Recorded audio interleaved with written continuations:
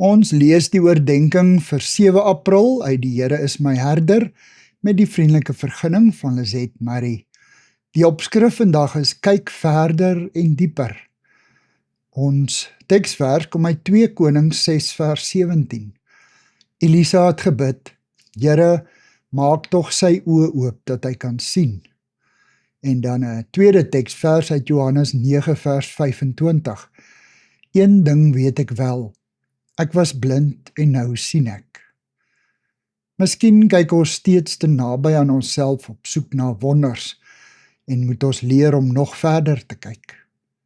Hier naby is ons al te dikwels bewus van mense se feilbaarheid, nasies wat oorlog maak, mense wat in onmin lewe, pandemies en natuurrampe en onsself wat so dikwels kies om die verkeerde te doen.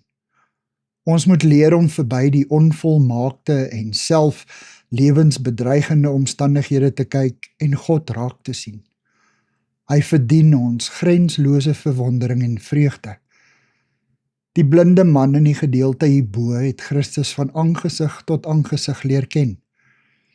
Hy het Jesus se genesingskrag eerstehands ervaar, maar ook sy reddende, lewendmakende krag. Dit laat die man uitroep, ek glo, Here. Die teksvers sluit af met die woorde, en hy het hom aanbid.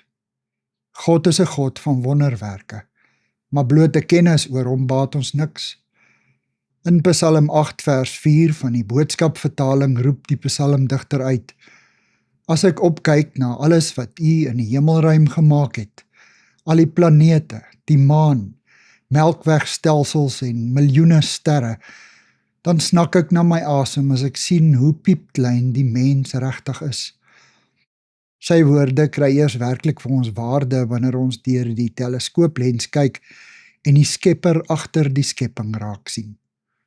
Soos die blinde, wie se oë genees is, sien ek God nou as Vader wat my uitnooi om hom te vertrou en 'n persoonlike verhouding met hom te hê. Dit laat my in verwondering opkyk. Here, dankie dat U my raak sien. Amen. Dankie vir die saamkuier. Ek deel Lizet se kontakbesonderhede in die inligtingsparagraaf van die kanaal.